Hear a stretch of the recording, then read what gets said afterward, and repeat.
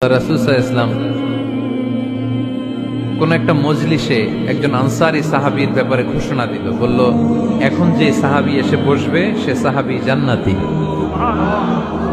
আনসারী সাহাবী এসে বসলো, সবাই তো অবাক, আমাদের কারো ব্যাপারে বিশ্বনবী এই কথা বলল না, এই আনসারী সাহাবী জান্নাতি।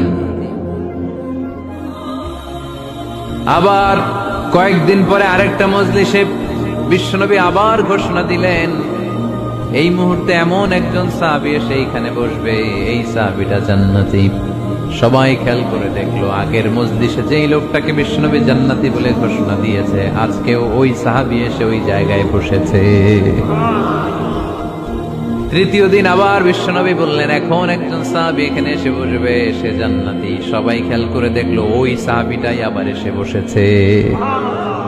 সবাই অবাক, কি আজীব, কি আছে এই সাহাবীর মধ্যে, যে সাহাবীর ব্যাপারে খুব বিশ্বনবী তিনবার ঘোষণা দিলেন যে সে জান্নাতি। সবচেয়ে বেশি অবাক হয়েছিলেন সাইয়েদনা আব্দুল্লাহ ইবনে আমর ইবনে আস। মনে মনে ভাবলেন, এটা তো চারটেখানে কোনো কথা না, বিশ্বনবীর অ্যানাউন্সমেন্ট। দুনিয়ার বুকে বিশ্বনবী তিনবার এই আনসারী সাহাবীকে জান্নাতি বলে ঘোষণা দিয়েছে, নিশ্চয়ই এই সাহাবীর এমন বিশেষ কোন আমল আছে, এমন বিশেষত্ব আছে যেটা আমাদের মধ্যে নাই। যেমন করেই হোক এই সাহাবীর ভেতরের সব খবর আমার জানতে হবে।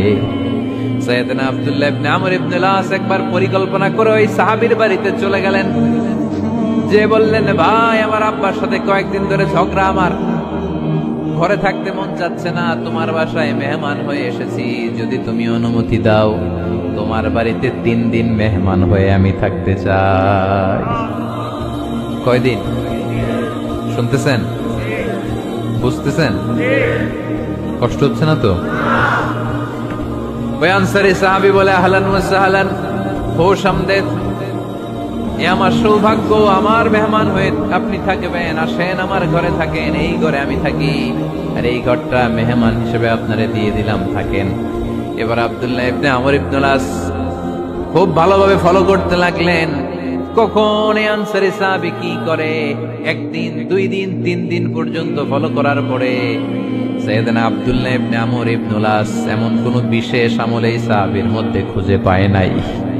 3 দিন গভীরভাবে পর্যবেক্ষণ, অবজারভেশনের পরে বিশেষ কোনো আমল ওনার চোখে পড়ে নাই। এবার 3 দিন পরে তো চলে যাবার পালা, ঠিক কিনা? এবার তিনি সোজা সাপটা আনসারী সাহাবীর কাছে যে ভিতরের কথা খুলে বলে ফেললেন, বললেন, ও ভাই, আসলে আমার বাবার সাথে এমন বড় কোনো ঝগড়া আমার হয় নাই, যে কারণে বাড়ি থেকে বের হয়ে তোমার মেহমান আমার হওয়া লাগবে, আমি বিশেষ এক উদ্দেশ্যে এসেছি। কি উদ্দেশ্য? আব্দুল্লাহ ইবনে আমর ইবনে আস এবার বলতে আরম্ভ করলেন, আমরা খেয়াল করেছি 3টা মজলিসে বিষ্ণু ঈসা ইসলাম তোমাকে জান্নাতি বলে ঘোষণা করেছে, তাই আমি জানার জন্য এসেছি তুমি এমন কি আমল করো যে কারণে বিশ্বনবী ঘোষণা দিলেন যে তুমি জান্নাতি।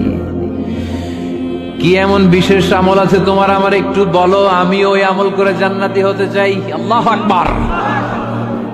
এবার আনসারী সাহাবী মুখ খুললেন, উনি বললেন, ও ভাই আব্দুল্লাহ ইবনে আমর ইবনে আস, এমন কোন বিশেষ আমল আমার নাই, হালাল পন্থায় রুজি করি, ব্যবসা করি, নামাজের সময় নামাজ করি, রাতে এসে ঘুমিয়ে যাই, ফজরের আগ দিয়ে উঠে তাহাজ্জুদ করি, সময় মতো জিকির আজকার করি, কোরআন তেলাওয়াত করি, কিছু দান সদকা করি, সবাই যা করে আমিও তাই করি, স্পেশাল কোনো আমল আমার জীবনে নাই।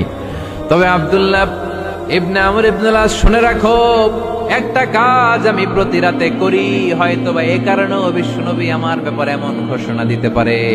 আব্দুল্লাহ বললেন, ও আনসারী সাহাবী, কি কাজ তুমি করো? এবার আনসারী সাহাবী বলতে লাগলেন, প্রতি রাতে যখন আমি আমার বিছানায় ঘুমোতে যাই, আমি কারো ব্যাপারে কোনো রাগ, কোনো হিংসা, কোনো ক্ষোভ অন্তর নিয়ে ঘুমাতে যাই না। ওই দিন যার সাথে যা হয়েছে সবাই রে মাফ করে দিয়ে মিটমাট করে একটা প্রশান্ত অন্তর নিয়ে আমি বিছানায় ঘুমাতে যাই।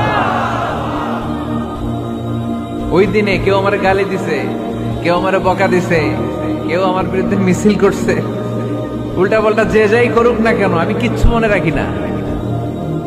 আওবি ইলা ফিরাশি, আমি এমন ভাবে আমার বিছানায় যাই, ওয়ালাইসা ফি কলবি হিকদুন আলা আহাদ, এমন অবস্থায় আমি শুয়ে পড়ি যে আমার হৃদয়ে কারো ব্যাপারে আমার হৃদয়ে কোনো ক্ষোভ নাই, কোনো হিংসা নাই, কোনো অহংকার নাই, সব রাগ ক্ষোভ ভুলে গিয়ে সবাইকে ক্ষমা করে দিয়ে আমি বিছানায় ঘুমাতে যাই। এজন্যই বিশ্বনবী এই সাহাবীকে তিনটা মজলিসের ভরা মজলিসের মধ্যে জান্নাতি বলে ঘোষণা করেছে।